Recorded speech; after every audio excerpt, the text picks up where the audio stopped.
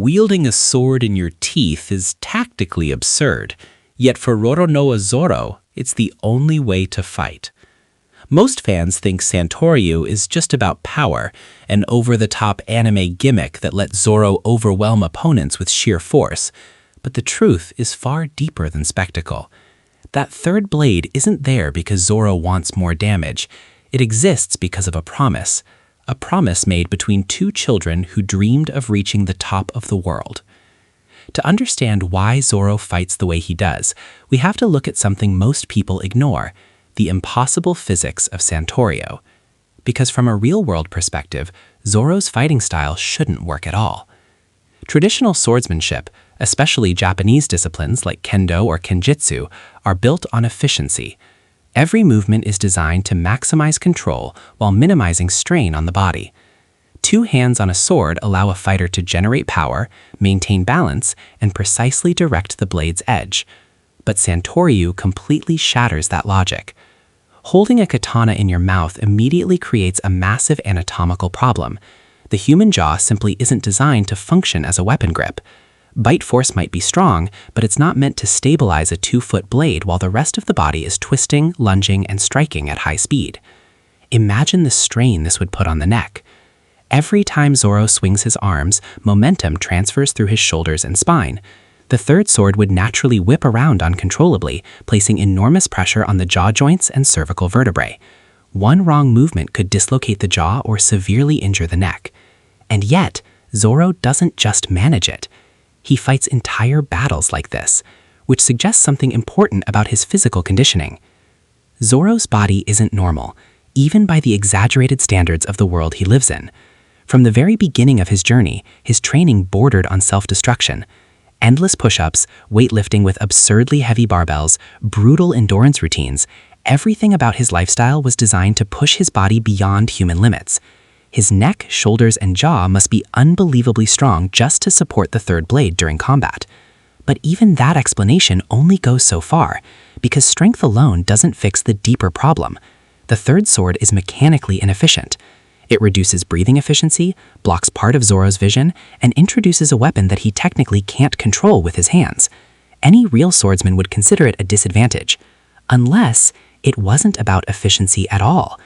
In the world Zoro inhabits, there's another force that changes the equation entirely: Haki.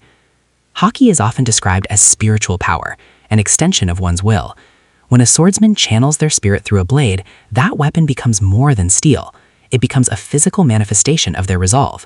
So when Zoro fights with Santoryu, he isn't controlling three swords purely through muscle and mechanics. He's controlling them through will. His spirit binds the blades together into a single unified technique. That's why his attacks feel less like separate swings and more like massive, flowing arcs of destruction. The swords move as if they're part of a larger system, guided by something deeper than simple physical control. And this is where the true meaning of Santoryu begins to emerge, because the third blade was never meant to be efficient. It was meant to represent something. To understand that, we need to go back to the very beginning of Zoro's life as a swordsman, back to a small dojo and a girl who defeated him over 2,000 times. Before Zoro became the fearsome pirate hunter, he was just a stubborn kid obsessed with getting stronger. He trained endlessly at a dojo, challenging anyone who would pick up a sword. But there was one opponent he could never defeat. Her name was Kuina. Kuina wasn't just good, she was extraordinary. Faster, sharper, more disciplined than anyone else in the dojo. Every time Zoro challenged her, he believed this would be the match where he finally won. And every time, he lost. Again and again. 2,001 defeats. For most people, losing that many times would crush their spirit. But for Zoro, those losses became fuel. Each defeat sharpened his determination. Each loss pushed him to train harder, swing faster, and fight longer. Kuina wasn't just his rival. She was the measuring stick for everything he wanted to become. And despite all their battles, they shared the same dream: to become the greatest swordsman in the world. But Kuina carried a quiet fear. She believed that one day, no matter how hard she trained, her body would betray her. That as she grew older, the natural physical differences between men and women would make it impossible for her to keep up. Zoro hated that idea. To him, strength was something earned, not something decided by fate. The night before everything changed, the two of them made a promise. If one of them couldn't reach the top, the other would climb there for both of them. Together, they would aim for the greatest swordsman in the world. But the next day, Kuina was gone. A simple accident took her life before she ever had the chance to chase that dream. For Zoro, the loss wasn't just tragic, it was unfinished. Their rivalry had no conclusion.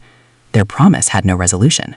And the weight of that promise was placed into a single object, Kuina's sword, the Wado Ichimonji, one of the most famous blades in the world. When Zoro took that sword, he didn't simply add another weapon to his collection.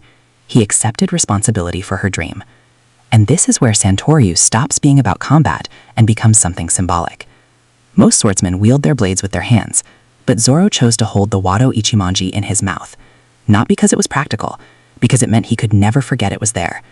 Every breath he takes during a fight passes around that blade. Every attack he launches carries the presence of the person who once stood across from him in the dojo. It's a constant reminder that he's not fighting alone.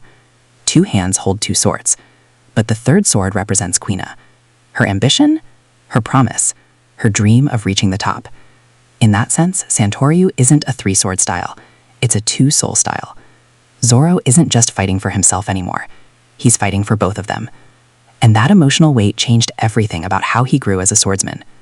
Instead of chasing victory for pride, Zoro began chasing perfection. Every technique he learned, every brutal training session he endured, every near-death battle he survived, each step was part of fulfilling the promise he made as a child. Santoryu became the physical expression of that vow. 3 swords moving as one. One body carrying 2 dreams. And every time Zoro bites down on the Wado Ichimonji before a battle, he's doing more than preparing for combat. He's reminding himself why he started this journey in the first place. Because becoming the world's greatest swordsman was never just his dream, it was theirs. And until he reaches the very top, that third sword will never leave his side.